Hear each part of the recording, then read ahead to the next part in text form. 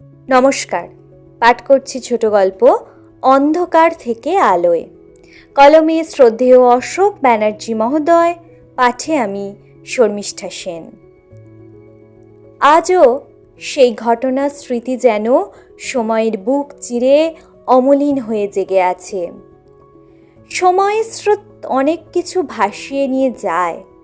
কিছু কিছু গল্প থাকে যেগুলো জীবনের অন্ধকার পথে আলোর দিশা দেখায়। মনীন্দ্রনাথ চক্রবর্তী একজন সাধারণ মানুষ, কিন্তু হৃদয়ে অসাধারণ মানবিকতা। স্ত্রী ছেলে রথীন্দ্র ওরফে রথি এবং মেয়ে আলোকে নিয়ে তার ছোট্ট সংসারটি ছিল শান্ত নদীর মতো স্থির ও প্রশান্ত। রথি MBA শেষ করে চাকরির সন্ধানে ব্যস্ত, আর আলো ইতিমধ্যেই নিজের যোগ্যতায় ব্যাংকের চাকরি পেয়েছে। সব কিছু যেন ঠিকঠাক চলছিল, কিন্তু নিয়তি, অদৃশ্য খেলোয়াড়, হঠাৎই জীবনের মোড় ঘুরিয়ে দিল। দিল্লি থেকে ফিরছিল রথি। লখনৌ স্টেশনে আচমকাই এক তরুণী ছুটে এসে তার সামনে দাঁড়ায়। কাঁপা কণ্ঠে বলে ওঠে, দাদা, আমায় বাঁচান। কিছু বোঝার আগেই মেয়েটি তার পাশে বসে পড়ে। ভয়ে আতঙ্কে কাঁপতে কাঁপতে জানায় তার মামা তাকে জোর করে বিয়ে দিতে চাইছে, তাই সে পালিয়ে এসেছে। তার চোখে ছিল অসহায়তা, কিন্তু তার চেয়েও বেশি ছিল এক অদ্ভুত সত্যতার দীপ্তি। তার নাম সুনন্দা। হাওড়া পৌঁছে জানা গেল তার ব্যাগ হারিয়ে গেছে। নেই কোনো ঠিকানা, নেই কোনো যোগাযোগ। অসহায় সুনন্দা কিছুদিনের জন্য আশ্রয় চাইল। প্রথমে দ্বিধা থাকলেও মানবিকতা জয়ী হলো। রথি তাকে বাড়ি নিয়ে এলো। দরজা খুলতেই বিস্ময়ে হতবাক মনীন্দ্রনাথ ও তার স্ত্রী। পরীক্ষা দিয়ে ফেরা ছেলে, সঙ্গে এক অচেনা মেয়ে। কিন্তু সময়ের সঙ্গে সঙ্গে বদলাতে লাগলো সব কিছু। সুনন্দার ভদ্রতা, নম্রতা আর কৃতজ্ঞতায় সে ধীরে ধীরে হয়ে উঠল এই পরিবারেরই এক অবিচ্ছেদ্য অংশ। এরই মধ্যে সুখবর এলো, রথি রেলওয়ের চাকরি পেল। অন্যদিকে শুরু হলো আলোর বিয়ের প্রস্তুতি। কিন্তু বাধা হয়ে দাঁড়ালো পণের টাকার অভাব। ঠিক সেই মুহূর্তে সকলের সামনে এগিয়ে এলো সুনন্দা। নম্র কণ্ঠে বলল, কাকু, এই টাকাটা আমি দিতে চাই। আমারও মনে হবে নিজের বোনের বিয়েতে কিছু করতে পেরেছি। এক মুহূর্তে যেন ঘরের বাতাস ভারী হয়ে উঠল আবেগে।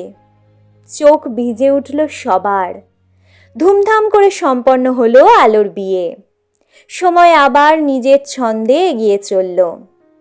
একদিন সাহস সঞ্চয় করে রথি সুনন্দার সামনে দাঁড়ালো। তার কণ্ঠে ছিল দ্বিধা, অথচ গভীর ভালোবাসা। আমি তোমাকে ভালোবেসে ফেলেছি, তুমি কি আমায় বিয়ে করবে? সুনন্দা মৃদু হাসল, কিন্তু সে হাসির আড়ালে ছিল এক গভীর অন্ধকার। সে ধীরে বলল, আমার অতীত জানলে হয়তো তুমি আর আমাকে চাইবে না। নেমে এলো নিস্তব্ধতা। তারপর একে একে খুলে গেল তার জীবনের নির্মম অধ্যায়। সে লখনৌয়ের এক পতিতালয়ের মালকিনের মেয়ে। নিজের মাই তাকে বিক্রি করে দিয়েছিল। সেখান থেকেই সে পালিয়ে এসেছে। তার কণ্ঠে কোনো লজ্জা ছিল না, ছিল শুধু সত্যের সাহস। আমি কাউকে ঠকাতে চাই না, যদি মেনে নাও তবেই এই সংসারে আসব। ঘরে তখন নীরবতা, কারো মুখে কোনো শব্দ নেই।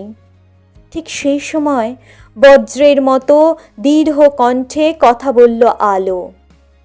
আমার বিয়ের সময় যখন এই মেয়ে সাহায্য করেছিল, তখন আমরা কেউ ওর অতীত জানতে চাইনি।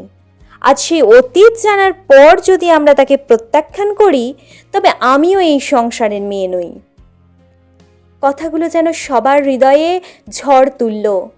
মনীন্দ্রনাথ ধীরে উঠে দাঁড়ালেন। চোখের জল মুছে শান্ত অথচ দীর্ঘ কণ্ঠে বললেন, মানুষের পরিচয় তার অতীতে নয়, তার বর্তমান আর ভবিষ্যতে। সুনন্দা, এই সংসার তোমারও। এরপর ধুমধাম করে সম্পন্ন হলো রথী ও সুনন্দার বিয়ে। আজ তারা সুখে সংসার করছে। তাদের কোলে এসেছে এক ফুটফুটে কন্যা, যেন অন্ধকার ভেদ করে আসা এক নতুন আলোর প্রতীক।